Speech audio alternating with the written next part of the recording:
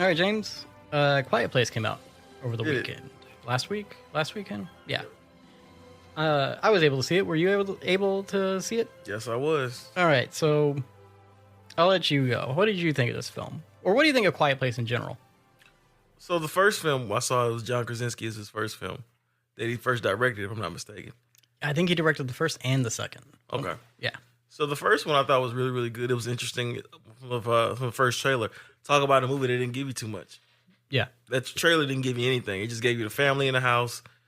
They were quiet. They were playing dice. I remember All of a that sudden- trailer, yeah. Oh, yeah. It had you intrigued from the jump. Then something drops on the floor. I think the little lanyard. The lantern. Lantern. It's a lantern. They knock it over. They knock it over, and then everyone's trying to cover it up. And then you start hearing creaks at the door. And it was just, from there, you were hooked. And you like, I got to see this movie. I really, really liked the first one. I thought it was innovative. It was something different that we never seen before.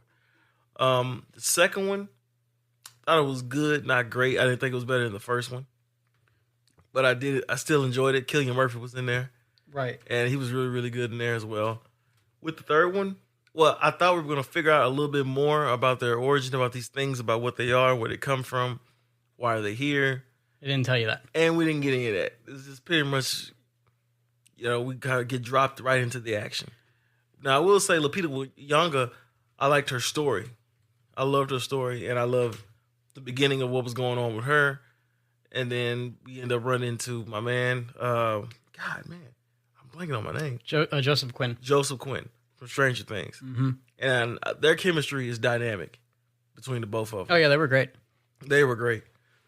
I thought the movie was a great summer blockbuster. Yeah, right. I didn't learn anything different, but sometimes you don't need to learn anything different. No, I do agree. I really enjoyed this film. Keep it a mystery. I think I liked it. I liked it more than the other two. Okay. I think out of the three, this would probably be my favorite one. All right.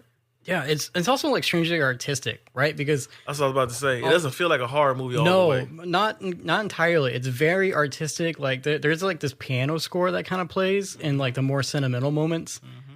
Very, very great score. Yep. Very beautiful piano. The main theme of the movie seems to be about just human connection in general, because like you have these two strangers who are going through this weird sort of alien invasion, but also not quite. Yeah. They're just trying to survive. And really one of them is trying to survive to a certain extent. And the other one is trying to get pizza. Yeah. That's right. her goal. It's a quest movie, right? It's a quest movie. It's not even about survival or getting out of the city in a way. It's more about like, I want to get pizza. Yeah. Like the world's going into chaos. Let's go get some pizza. And once you watch the movie, you'll understand why she wants to just get pizza. Right. And I'll have the spoiler bot come in here so we can talk about spoilers, because I do want to get into more. Oh, you want to get into spoilers? Oh, yeah. Okay. Oh, yeah. This is an on-the-go spoiler alert. You have now been alerted. So, I like that they didn't go into any more of the aliens. Like, I know you said you kind of wanted more, or you were kind of expecting more. A little bit. But I like the fact that by the end of this movie, it's pretty much confirmed that these aliens are not evil. Yeah. They're probably not good either, right? It seems like they're either parasites or potentially kind of like cattle from another world, right? It's just they got dumped off on Earth. If you really want to think about it, maybe they were being transported and the ship got blown up, and that's how they got on Earth. If you want to add to that story yourself, I don't think the movie needs to. No, because I feel like once you add all that, you get convoluted. Extra stuff on there. It's a very basic alien movie. It's like, hey, these aliens land on Earth. They don't like things very loud. They're very sensitive. They're basically ear monsters, and they will kill you if you make a noise. Mm-hmm. And that's it. That's all you need to know. There's nothing more else to it. But I thought it was cool. They just land it, and that's all it is. Like, there's no rhyme or reason for this happening. It just happens. Like, sometimes you don't need that. They're not evil. They're not great, because obviously they're killing the humans, and in this story, the humans are the protagonists and they're the antagonists, but they're not like the alien from Aliens or a Predator, or Independence Day. Yeah, or Independence Day. The whole story with her and the pizza, I found that also kind of refreshing, because it's like, oh, she really is just about getting this pizza, and then like that's it, because she's already dying. She's got some sort of cancer. Yep. There's this whole emotional thing with like this connection with her father. Her father played piano at this place, and she wanted to get this pizza from this pizza place that they always went to. And then this poor guy, he's not even from America, first of all. He's from London, which Khadidra's thoughts and theories on that was he wanted to be a magician. And his family was like, no, you're going to go be a lawyer. And so they sent him to America to become a lawyer. Because he makes some like statement about like this wasn't part of the plan, right? Yep. And he does that magic trick in the bar towards the end of the movie. And so Khadidra was just like, oh, he wanted to be a magician. And I was like, all right, well, I guess that makes sense. Yeah, that part was kind of weird. I will admit that. Yeah, it was weird. But, again, human connection, right? It's just they're connecting in this bar with a pizza. They finally got the pizza. It wasn't even the pizza that she wanted. No. But he went and found her pizza. Because the other place that they went to, the original place, gone. burned down. What did you think of the service cat in this film? Okay, so all I kept hearing was about this cat. I was trying to stay off the line because I was like, what's everybody keep talking about this cat? Yeah, and I was just like, I want to figure it out for myself. And I thought the cat was pretty much the star of the show. Believe it or not, it's pretty much like besides the two human interactions, the cat was smart.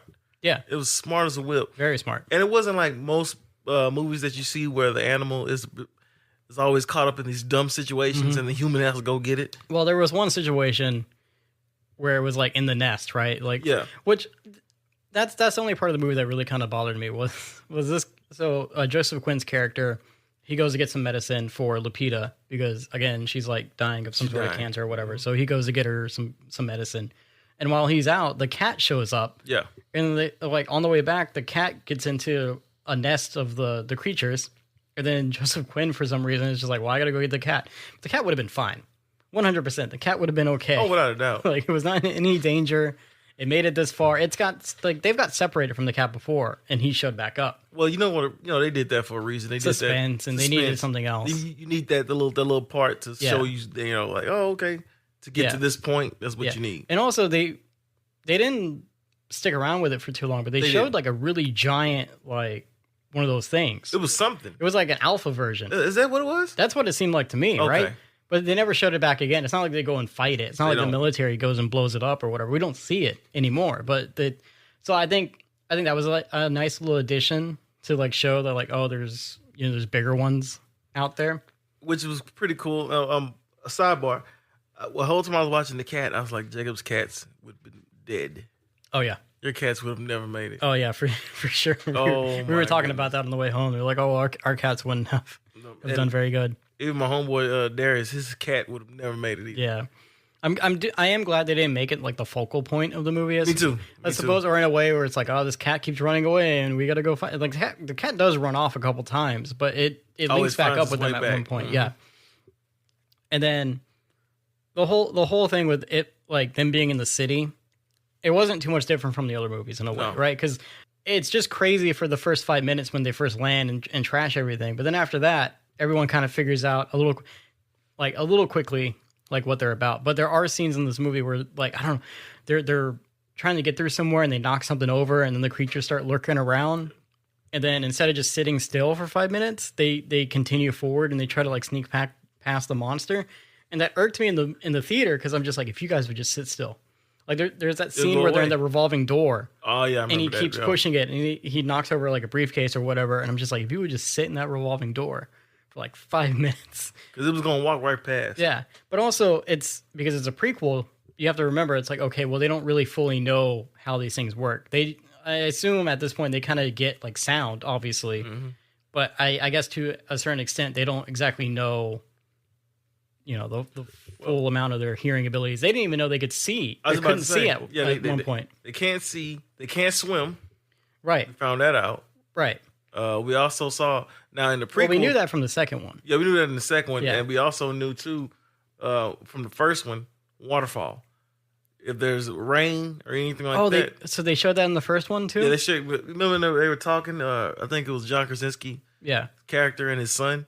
They were talking under a waterfall. See, I don't remember that. Because when I saw that in this movie, because they do it a few times. Like it's like raining and they're talking under the rain, or like they're sitting in a fountain, or even like a thunderstorm comes through, and that's when they know they can make big noises.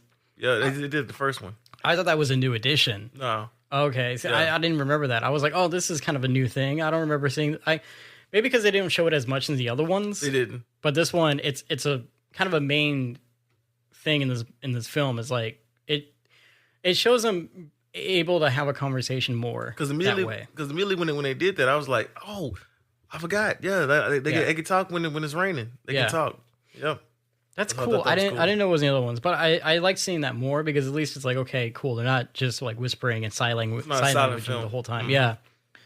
So, interesting fact is like this was not directed by John Krasinski this Yeah, time. it It was wasn't. somebody else, which off the back of If, which is a very melodramatic It was. child's movie. It's about death and accepting bad things happen while you have a goofy imaginary friend around.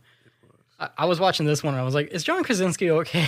before I like watched the credits, I was like, is he doing all right? He seems to be making these sad movies. Like the main character in this movie has cancer. Like she's dying, actively dying. And we already did the spoiler bot thing. So she dies at the end of this.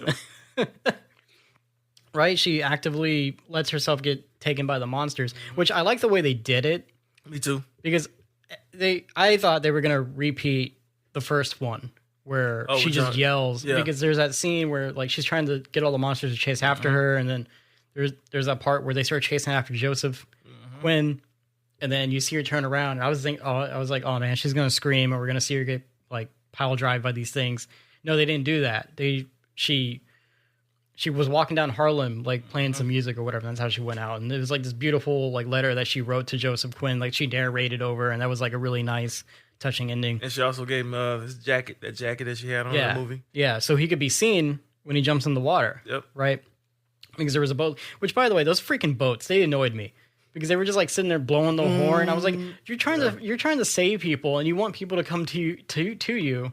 I can't come to y'all when you got all these monsters around here. Yeah. Like they're hearing the noise. They're like, well, we can't come near it. But again, that comes from the fact that like they don't fully understand how these things work. You know, like the military at the beginning of the movie, they would fly by like every 30 minutes or whatever, just announcing like, hey, evacuate over here. All type of noise. And then every time they did, there's just like a stampede of these creatures. They're like roaches crawling up a wall. Yeah, and you would see some helicopters got some helicopters. There were like a couple of debris all over the place.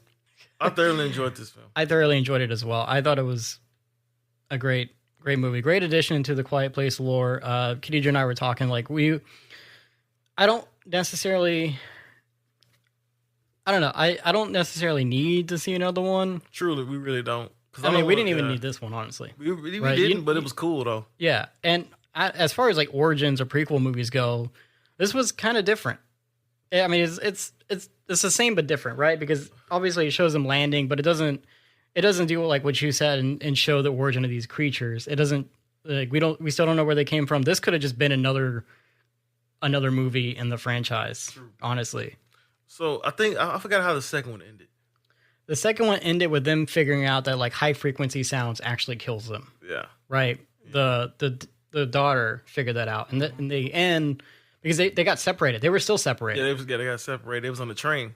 Yeah, and they were still separated. So it basically showed that they figured out how to like kill the monsters. And so what I would like to see is maybe if they do a third one, is just now that they know this, maybe show them try to like rebuild society a little bit, and then like you can show that they have a border and they have like these sound devices to keep the things away. I think that would be a nice touch. I definitely could see that. Because I could definitely see that.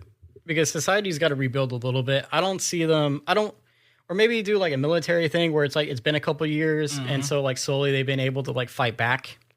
That would be nice. I just don't know where else you would take it outside of like, more development. Well, I mean, I definitely think this is probably the last one that we get. Yeah. Because it's got to be a continuation from the second one. Yeah. I don't know why the reason that this one was ever made, but I don't think we'll ever get the answer to that one. No. But I thoroughly enjoyed. I'm not gonna say this is probably the best trilogy I ever saw, but I will say this is probably the best one in the franchise. You're right. Not the best like trilogy out there. Yeah. But I've definitely seen better. This out of origin films or prequel movies, this is pretty high up there on the list, I think. Because, most prequel movies, like, you kind of know how it's going to end. I mean, you also kind of know how this ends in a way. Like Planet of the Apes. Planet of the Apes was a good trilogy. Yeah. The one that Matt Reeves did. Yeah. And then I thought this one was a great entry. Less so of a prequel, but more of just an entry. Exclusives! You know what time it is? Time to run my belly button bundles? Is that what time it is? No, Squamses! It's time for Jacob and Jim's On The Go podcast! That's my favorite. I love watching them. Oh, yeah.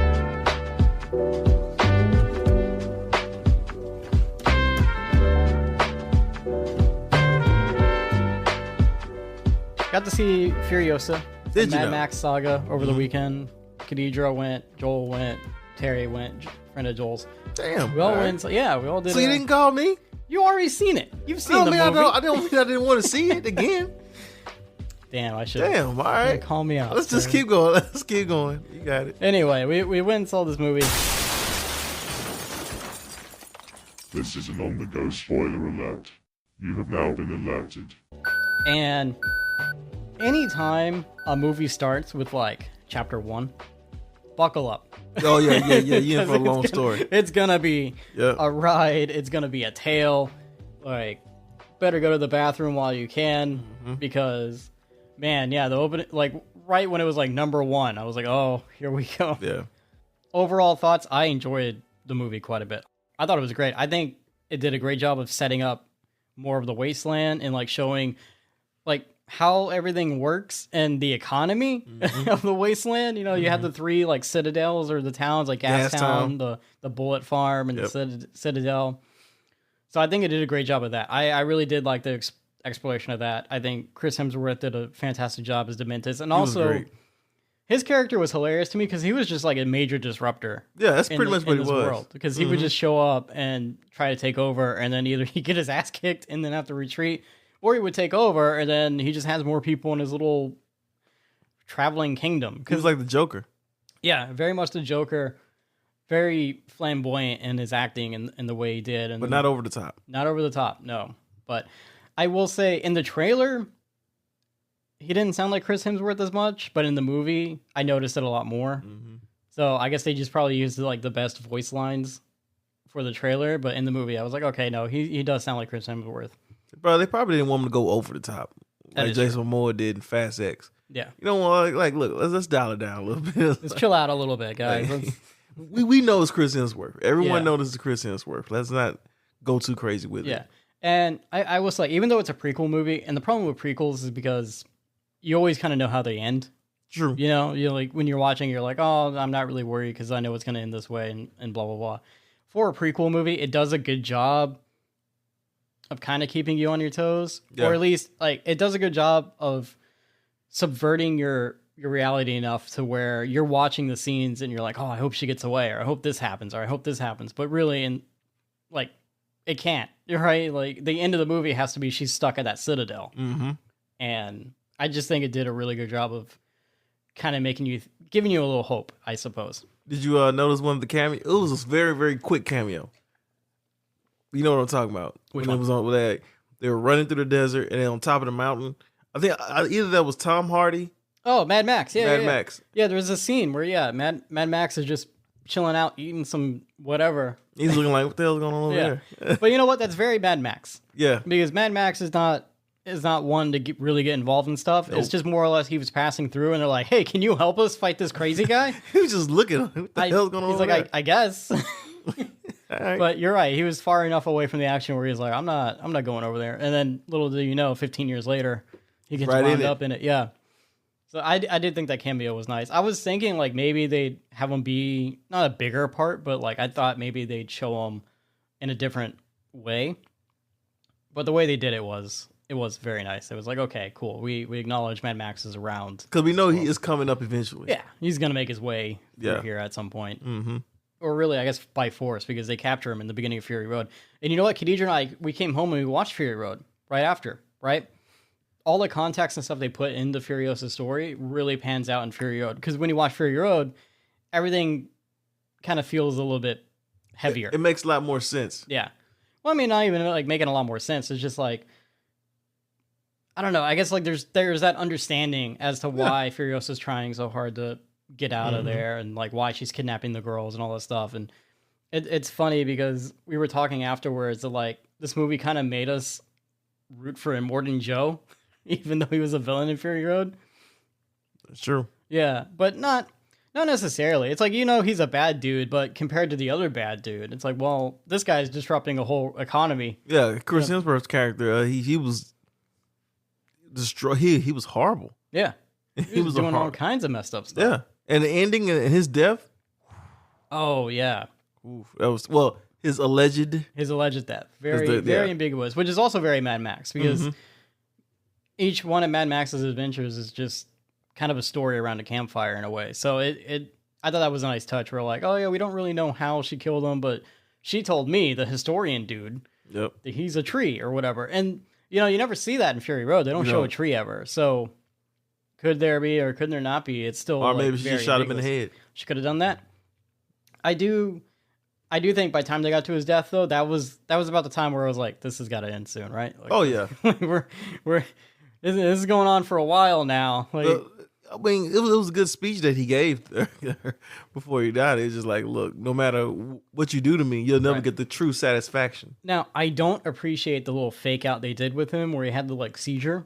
Oh yeah, because that felt to me that George Miller like wrote that scene and it was like, oh, I thought of something cooler for him to say, and then instead of just like erasing that, he just like added to it. You know what I mean? Like instead of erasing like him dying, you just like bring it back up. Well, I got it because of the simple fact that she just kept knocking the crap out of him, Yeah, that's true. And she was beating the crap out of him. And she was like, I want him back. You think I want him back? I want my family back too. Yeah. We all lost people. I'm curious to see how his family died. I'm kind of curious to know. I think not that I want to see just a prequel after prequel after prequel. No.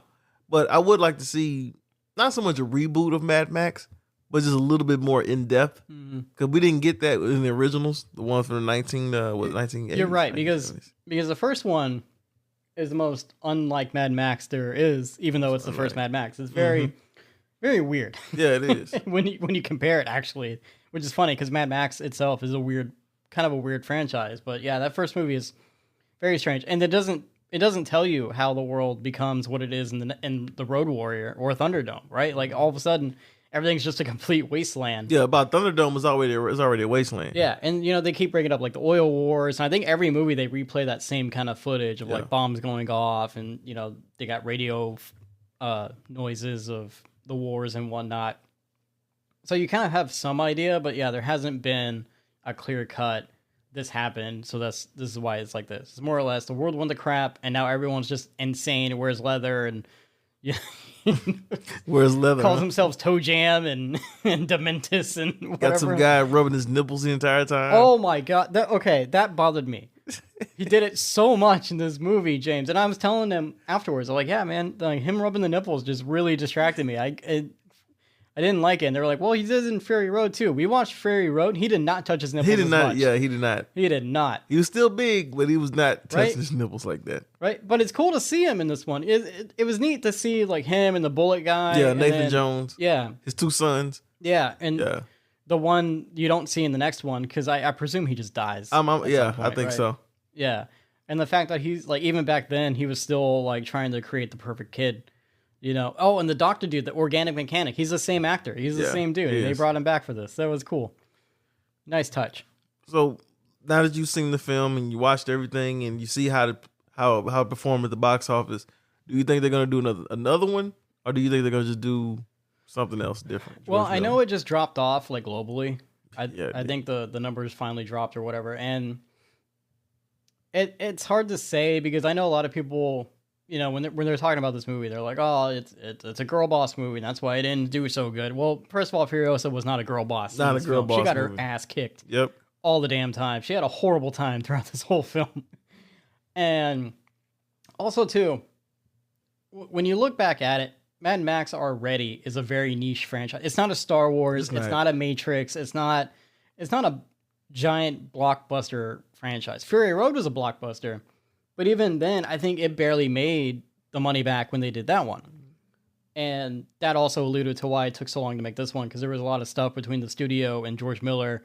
Apparently, the studio didn't want to give George Miller all the money. Which is Warner Brothers. Yeah, Warner Brothers, that that he made off of it, and they tried to say it's like, well, we wanted a PG-13 movie, but you gave us a rated R movie. You know, when you do a PG-13 movie, you don't limit your audience. Right. But I don't know any kids that would want to see a Mad Max film.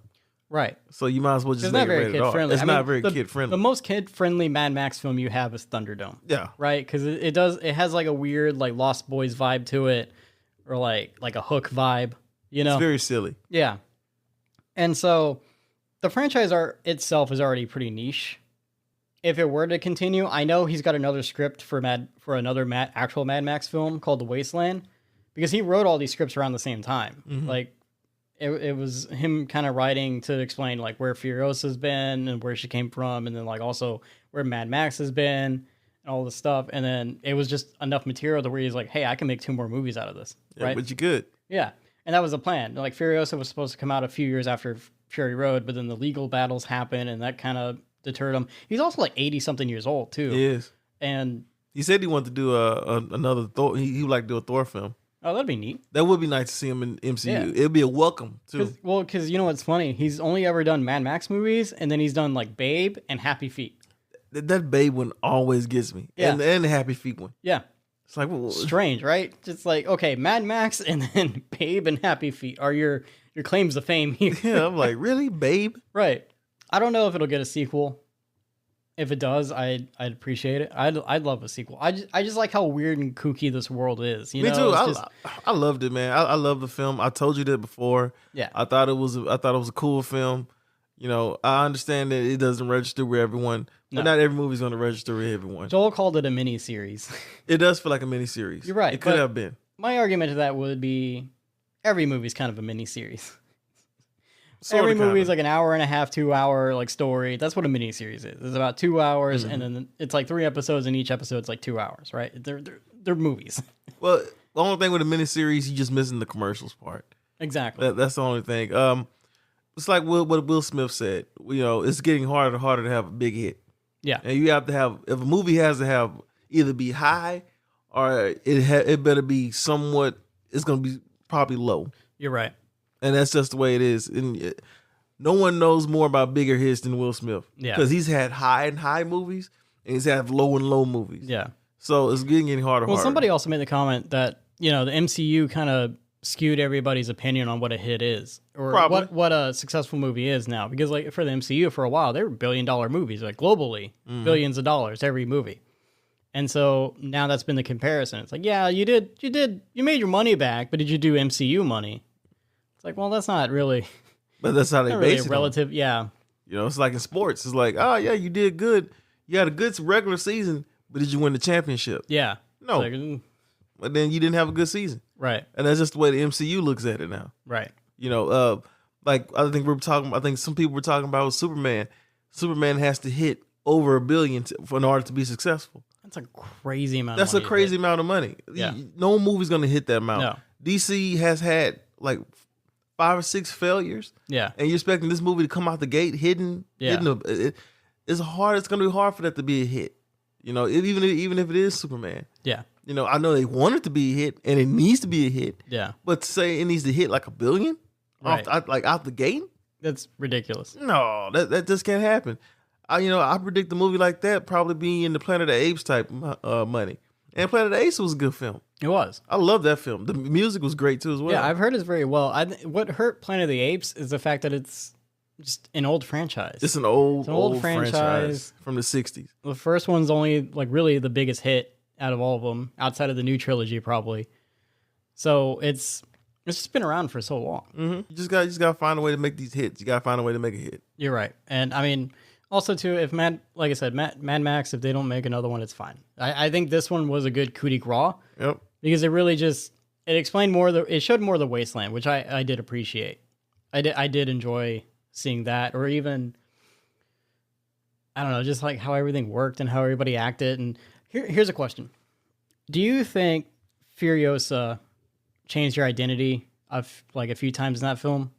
What do you mean? So at the beginning, you know, when she gets caught by Morton Joe and stuff, or when she gets traded to a Morton Joe, she's like with the wives, right? And then the one son was trying to like creep on her or whatever, so she managed to get away. And then she infiltrated I guess like the engineering people as a boy, right? She hid herself as a boy. Oh yeah.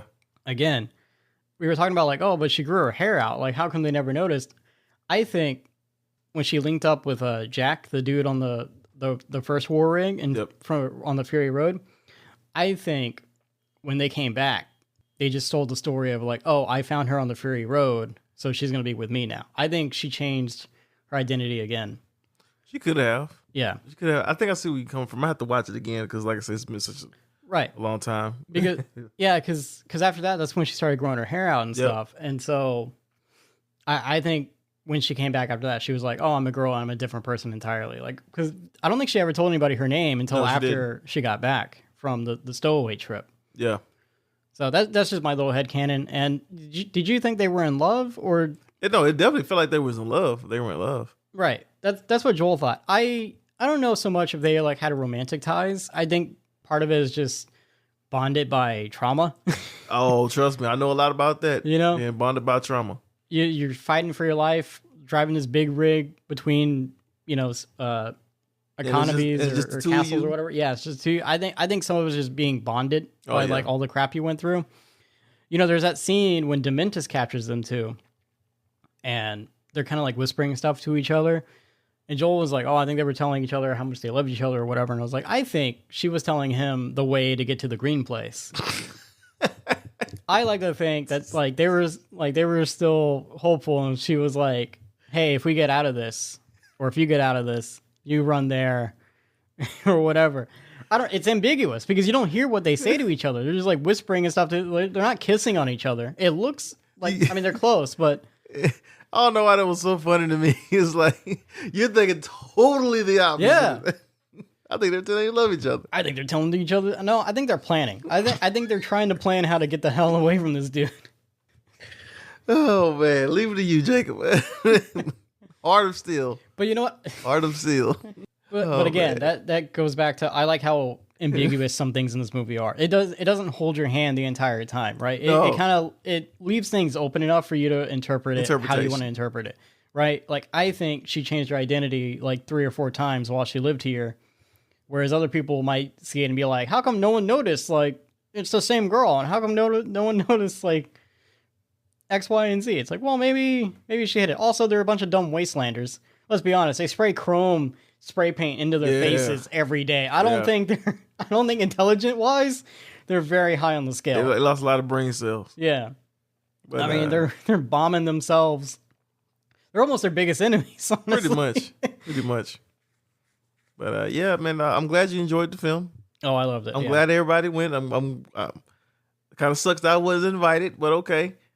But yeah. If it makes you feel better, we didn't do anything afterwards. We just that's fine. That's fine. You know, we ate at Red Robin and went our separate ways. Oh, so you everybody went to Red Robin's? Do you like Red Robin? Yeah, I do. Really? Yeah, I love Red Robin. I feel like it would be above Red Robin. No. I'm never above Red Robin's, man. I just haven't been there a long time because it's so expensive. Is it? No, it's not that expensive. Well, maybe it is. I don't know.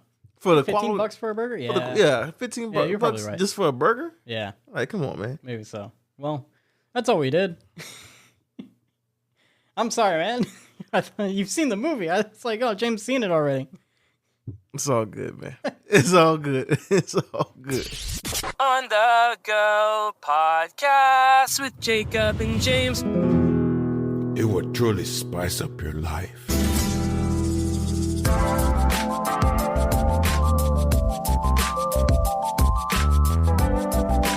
I had originally planned on seeing Furiosa the other day, James. I was going to go see it with Joel, but Joel's got a kid and he couldn't get a babysitter. And we didn't want to traumatize the child. True. So we were like, all right, well, it's either If or it's Garfield. And neither one of us wanted to see Garfield. Thank God. We chose If. Good job. So we chose If. And let me tell you, James, that's not as much of a kid's movie as I thought it was. It's not. It's like a drama with childlike elements. Mm-hmm. I think is a good way to describe it. Because, I mean, how do you want to go about this? What did you think of the movie? Well, I like the beginning of the film. You know, It showed the little girl with her parents and always being a little kid. Kind of had a Peter Pan element to it as well. Yeah. You know, I can see that. Strong innocence. You know, every day your parents love you. you party every day. Not so much party, but you just have fun with your family, Yeah. with your parents. Then all of a sudden, this just tragic things happen, and then the girl grows up, and then she forgets her imagination. Mm-hmm. You know, and it's just it does get a little sad. I'm not gonna lie. Yeah. And I probably caught this movie at the wrong time when I saw it, so I was just like. So a good summary for the film is this little girl goes to live with her grandmother because her dad's having like some kind of heart surgery or something, and she's got to stay with her in the hospital, her grandmother, while her dad's in the hospital. So while she's staying with her grandmother, she notices like some imaginary creatures are around, and then she meets Ryan Reynolds, who is like this caretaker of these imaginary friends, and his job is to find them new kids, right? And then she decides she's going to help him out and proceeds to travel across New York with this strange man in the apartment complex. With This big old creature in blue. While her grandmother sleeps in their apartment and doesn't know anything that she does ever. That's pretty much it. That's what we were talking about after the movie. We're like, did the grandma not know where she was? Like, and she was able to stay out as long as she wanted. The thing that got me was, I think there was a scene in the beginning of the film where she goes out at like 11 o'clock at night or something to like a corner store to buy like a charger cable for her camcorder. And it's just like, in New York, you just walk down the street like that? Like, what? You can do it, man. I couldn't do it, but you could do it. This is an on-the-go spoiler alert. You have now been alerted. I guess we'll get into some spoilers here. So, what did you think of the movie? I thought it was okay. I thought it was fine. It's a good little family film. Kind of has a 1990s element to it. Kind of brought you back to that time, which I love those movies, those kid-friendly, those family films back in the 90s. I like the retirement home where they had all the imaginaries. I said, oh, this is in the amusement similar park? to, oh, this is very similar to something I used to watch on TV when I was a kid. Yeah. By the name of Foster's Home for Imaginary Friends. I will say, after seeing this movie, Cartoon Network is probably like, you can keep it. Warner Brothers is like, nah, don't. Yeah. We're not gonna. We're not gonna sue you for this. Oh no, no doubt. Never mind. No, we're not. Yeah, you can have this property. They were on the phone with their lawyers, and then one of them saw the movie, and they're like, "Oh no, we're good." Because this movie has no, for a movie called Imagination, it has no imagination, not even a little bit. Yeah, it's just. So what I didn't like about it was John Krasinski plays the dad. Yep. He directed the movie. He wrote the movie. I think he's the voice of one of the characters, maybe? Yep. He's the art director. Yeah. He's involved heavily. And then he self-inserts himself into this movie. And I feel like the dad did not need to be in this film. Nah. You could have just done the little girl goes to live with the grandmother on summer vacation or whatever. Or even, like, you still could have had him in the hospital, but, like, maybe don't show him until the end. Because she would visit him in the hospital, and the whole time, this dude's wearing normal clothes. Yep. And I'm wondering, like, if you're staying in this hospital, why aren't you in hospital clothes? Like, why are you just wearing jeans and a t-shirt and a hanging sweater out in this hospital? Yeah, throwing around your IV bag, dancing with it. Yeah, like what is happening here? It just seemed like such a self-insert. Well, it's one of those things that they're doing now more and more. It's a vehicle for the plot to carry the plot along. Yeah, and a lot of movies are starting to do this now. Yeah, and I really really hate this. It's a plot that you really don't need. Well, I mean, her being worried about her dad isn't a bad plot because that what sparks the whole imagination and the imaginary friends thing. But we didn't need to go to the hospital. We did need to go to the hospital. We didn't need to go 24/7. No, those are things that you could have took out. Yeah, or like she visits him one day and she's like, "Oh, I got a job," and then she just leaves. Like she brings him flowers, tells him she's got a job, which is finding these imaginary friends, like their homes or whatever. And then she just leaves. Like, that's the visit. Like, you went there for 5 minutes. Like, you went all the way to the hospital for this. Yep. So she meets all the imaginary friends, and they're a cast of wacky characters. And honestly, I thought they were going to be involved a lot more. I thought so, too. I thought there was going to be a lot more, like, finding them homes or, like, finding where they belong and all that stuff. There's really not a lot. There's one scene where she goes up to a kid that she meets in the hospital, and they do, like, this rotation of, like, imaginary friends to see who's a good fit for him. He didn't want none of them. None of them were a good fit. Couldn't see them because you have to believe in them to see them. It's like that logic. And then Ryan Reynolds is with her, and something I pick up in that scene, I know, is that the kid doesn't acknowledge Ryan Reynolds. He's an imaginary person. And yeah, he's also an imaginary friend. At the end of the movie, you find out. I picked that up on the first time I saw the movie. Yeah, at the end of the movie, you find out he's her he's the imaginary friend to the little girl who I forgot her name, but she's the main character. Which is also very weird. But Why is he the only human imaginary friend? That's what I was getting to. I was like, you dream of this. You imagine this honky, dreamy guy. There's like a blue fuzzy thing. There's a marshmallow on fire. There's an invisible key. Yeah, key that no imagination will put into that person. There's a cup of water with an ice cube in it, which I thought was actually kind of funny. I like that one. You got Luke.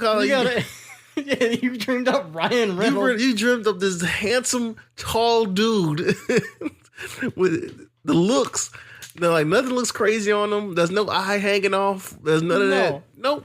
He was a clown originally. Yeah, he was a clown looks like originally. a human. Yeah. I was like, come on, man. You find that out at the very end, but in the meantime, the little girl's having a conniption fit over not being able to find this kid an imaginary friend, and then somehow. She learns that one of the imaginary friends belonged to her grandmother because she was telling the story of what she used to do with her kid, and then the little girl goes, "Oh, that sounds like my grandmother because my grandmother likes to dance and my grandmother likes this and blah blah blah." And the grandmother either they have the same accent, which it's probably because they're voiced by the same people, I would think, or somewhere. And so the little girl decides to test it out, and she plays this little vinyl record of a song from way back in the day, and then the grandmother starts dancing, reminiscing on the old days, and then she starts glowing. Yep. And then that's when the imaginary friend can interact with her. They interact, or supposedly they interact, because then later on in the movie, or I think the next scene, they're getting Blue, the mascot of this film, the big purple fuzzy dude. Yep. Voiced by Steve Carell.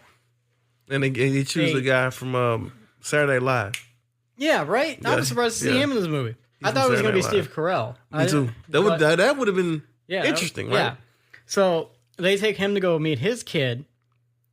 And something I noticed in these interactions is you never see the imaginary friend interact with their people until the end of the film. Yep. But while the little girl is introducing the adults with their former friends, their imaginary friends, there's a glow, but there's never any interaction. Nope.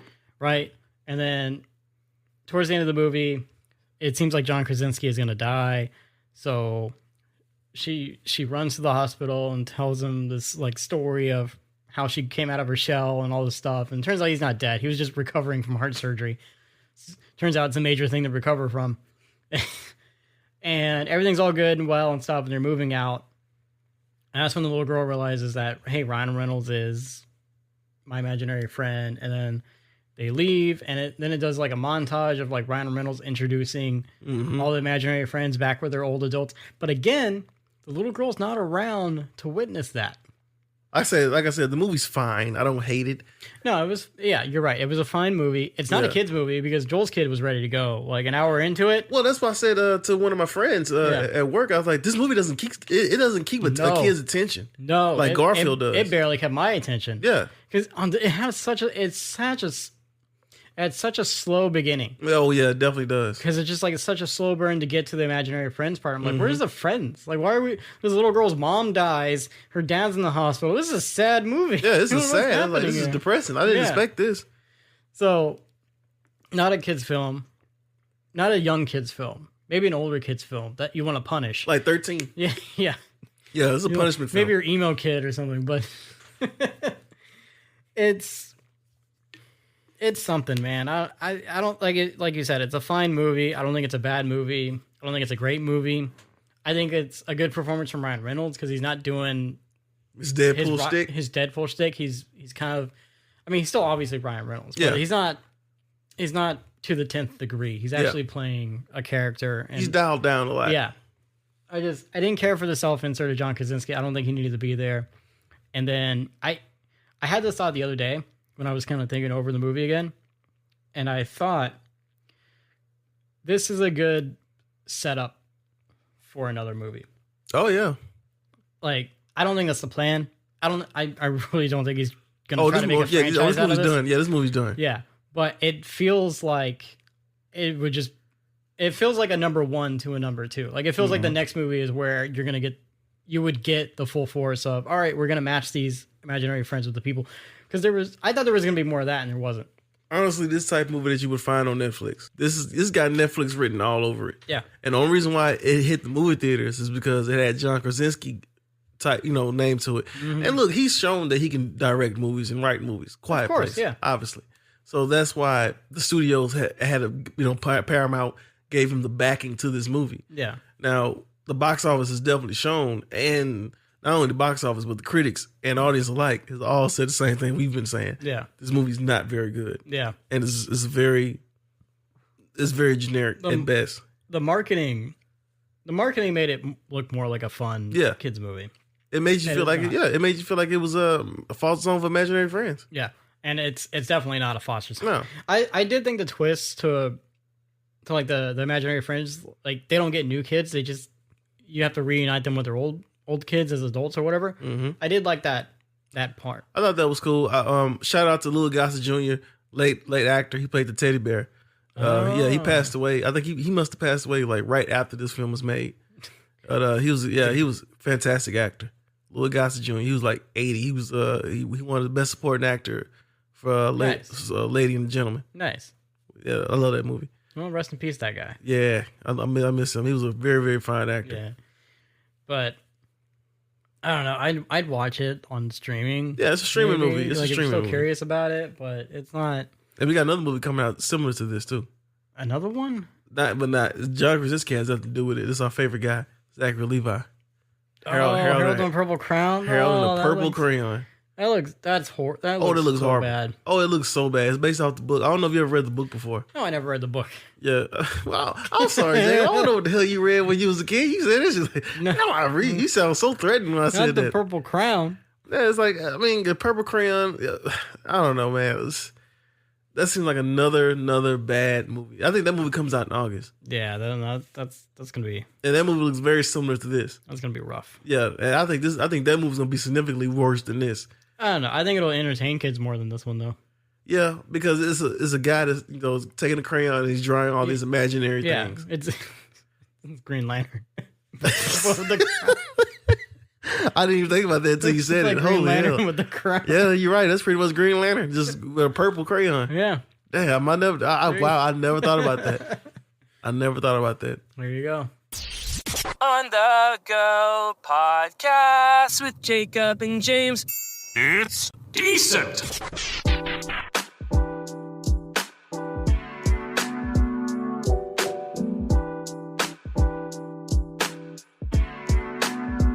There's just something about just going to the movies, James. I don't know what it is. There's something about doing that whole experience. And I know a lot of people are just like, oh, movies are dying. Nobody wants to go see movies anymore. But it's like, yes and no. But like when you go, it's a great experience. It's great, like watching the trailers or like seeing like the pre-show and seeing all the things. The lights go down, the movie comes on. And it's also just great being in an environment where it's like, that's all you're doing is paying attention to this movie. Me personally, I'll never get tired of going to the movies because I like I said, I have such a passion for it. It's a film study. It's a film study, and I watch on YouTube this guy, and I was actually going to share this for the next podcast, but I'll share it now. Since we're talking about going to the movies and the movie experience, this guy on YouTube recorded his entire. It's not just him; it's a couple guys too. It's on YouTube. They started working in the movie theater like around about 95 or 94. They recorded their whole entire life. Oh, wow. Of working at the movie theater. That's incredible. And they would show different things, the experience of movie theater, getting tickets and stuff like that at the box office. And this was like 96, 98, 99. Yeah. Yeah, it's 96, 98, 99, 2000. And I'm like, this is so cool. Yeah. That this guy, and it's he had the wherewithal to do that. To document that. To document all this. And for me personally, I've been going back like this whole week up until today. I've been going back and watching a lot of those videos. And it looks so weird for me to just go back and watch YouTube videos of people just getting tickets. But it'd be like different years. And I'm like, this is cool, man. What's that YouTube channel name? Let me find it. Because I don't really watch YouTube in the same way that I used to anymore because it's all like so super produced and stuff now. But like to watch something like that, I would love that. Yeah. I got to dig it up. Caught me on the spot, Jacob. Hey, man, you brought it up. Because, hey, you the one started it because you the one talking about doggone movie theater experience. I was like, man, come on, man. Don't do this right now. I know. I was going to bring it up in the Quiet Place review because I don't know. It's just like sitting down, like when that movie was starting and it was like first coming on, I was like, I love this. This is great. This is a good experience. Because like we could have waited for that to come out on streaming, but then like, then we would have been on our couch. Like, I don't know, Khadijah would have been playing Sims or something. Mm-hmm. You know, I would have been occasionally scrolling my phone, like not really fully paying attention, but kind of paying attention. Well, it's always like that. I mean, when I hear this, one of our friends that we used to work with back in the day, he's an older gentleman, and he'd always talk about the movie theater experience and talk about how it was back in the day. I do understand what he's saying because I feel that same way sometimes. I just like you just enjoy going to the movies.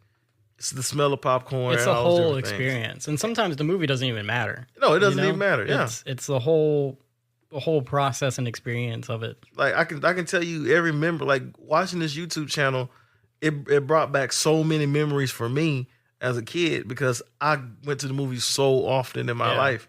That's all I ever went to. You know, I didn't really go anywhere else. So to see this guy document his entire 90s and all the way up to 2000s, and it wasn't just him, it was just multiple people because I went down like one of those rabbit holes, right? And I was just like, man, this guy's just let me see if I can find it. This guy's documented his whole life working at a movie theater. It was like an AMC movie theater, and I think one of them was in Texas, the other one was in maybe in California and Florida. Let's see, here we go.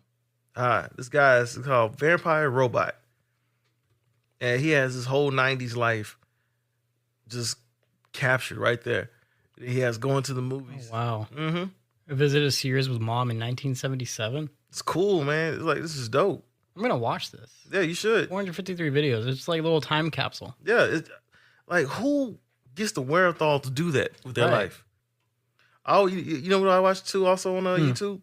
Guys that go into malls and abandoned movie theaters. Oh, yeah. I watched that too. I've seen a couple of those videos. Those are neat. Those are real interesting. I actually saw when they came to Houston and they went to Northwest Mall. Yeah? Yeah, it was abandoned Northwest Mall. Oh, man. It reminds me of a story I have of going to the Greenspoint Mall with Isaac when we were looking for suits. Mm-hmm. Which, I mean, Greenspoint Mall is not abandoned. But it's close. It's close to it. Oh, it's close. It's close to it. Yeah, we went looking for suits one time, you know, obviously right before the wedding, because I think Isaac's suit was the last one we needed to get. So we went looking for, because apparently gray suits, there's apparently 1,000 different gray colors. And anyway, so we went looking for like a very specific gray suit. I think we had Richard's suit with us as like a reference. Yeah, I remember that. And we went to like Greenspoint Mall because there was, obviously there were suit stores. We were looking for Suit Mart. We went up that way because there was another Suit Mart over there. Oh yeah, it was. And they didn't have the type of gray that we needed. So we're like, oh, let's go check out Greenspoint. And man, like that place, there was like so many empty stores. There was barely anybody there. We walked into a suit store and the guy who worked there was just so happy that we walked in. Got some business, man. He's like customers. And then we ended up leaving out without a suit. Isn't there a T-Mobile store too, if I'm not mistaken? I don't remember seeing one. Oh, that's probably going to. It's got a food court? Yeah, but it's empty. There's nothing there. There's no food in the food court. There's no... Like, there's a theater section, but obviously the theater is not open. I used to go to that theater. Yeah? Yeah, I remember I got a story on that one too. It was so weird just like seeing this weird half-dead mall, because it's like... It was such a bizarre experience. So that theater there used to be called Premier Theater. Yeah. And they were like an up-and-coming theater chain. Mm-hmm. And since we're talking about movie theater experience, and at that time when Kimber was pregnant, we went to the movies, and I don't know what happened. Now, this is not funny in gist, but it happened. She ended up passing out. Oh, no. She passed out inside the theater. And we were going to see Ghostbusters. Oh. 2016 Ghostbusters. Oh, no. She told me, I never want to come back here again. I never want to come back here again. Like, I had our nachos and hot dogs, and like, we had a crap load of food because she was eating for two. Yeah. And I'm just like, so what do I do now? I held her as much as I possibly could. I dropped the food and everything. And when we got in the what's it called, the ambulance, they were like, do you want your food? We both looked like, no. What the hell are we gonna do with the food? So yeah, that was a fun experience. Wow. I'm glad that place tore down. Too. Yeah. We were both hella embarrassed. That's funny. That's not funny. It's funny now. It's funny now. Funny in hindsight, it's but funny yeah, in what a hindsight. story. Those nachos knocked her out, I guess. Yeah, right. Whatever was in that cheese. That was hilarious. Oh man. Well, that's about all I got for this episode. I just wanted to go out on that little soliloquy of how great the movie theater experience is. And Also, another guy, plug his stuff too. 90s grunge dreams. 90s grunge dreams. Yeah, he's another guy that goes back in time capsule for movie theaters. Oh, yeah, I gotta check these out. I don't something about seeing like regular YouTube people now. Mm-hmm. Like I don't know, because like YouTube has become so produced and yeah. whatnot, right? But seeing these old school style videos of just like dude in a camera, it's like he doesn't have proper lighting or like the quality is not perfect. Something about that really makes me enjoy like YouTube. Mm-hmm. I don't know, because that's what YouTube was, right? It's like the DIY, just getting started kind of stuff. Mm-hmm. You're right. Yeah, I'm gonna have to check the stuff out. Thank you, because I mean, I barely watch anything on YouTube anymore. Like I really just watch movie trailers and that's about it. That's all I watch on YouTube, man. So yeah, I'll have to check these channels out. Thank you. Mm-hmm. So, but hey, that's officially all we got today, guys. So if you want to email us, you can email us on onthegopod2023@gmail.com. Let us know what you thought about Quiet Place if you saw it. Let us know what you thought about any of the movie trailers we talked about today. Hellboy was a Childish Gambino, and then Batman Cape Crusader. Email us what you thought about those. Let us know what you think about the in real life viral marketing for movies and how like low key and interesting that is. That's kind of it's weird because it's like manipulation in a way, but it's also like clever. So let us know what you think about that kind of stuff. And if you want to follow us, you can follow us on Instagram at On The Go with Jacob and James. It's all one word. You can find James on Instagram at James9794. You can find me on Instagram at jacobdantone.audio. And as always, please follow us on YouTube or subscribe to us on YouTube. It's On The Go with Jacob and James. Again, all one word. We got episodes coming out every Monday and Friday, and we have clips coming out on Wednesdays and Sundays. And without further ado, I'm on the go. James is on the go. We're all on the go.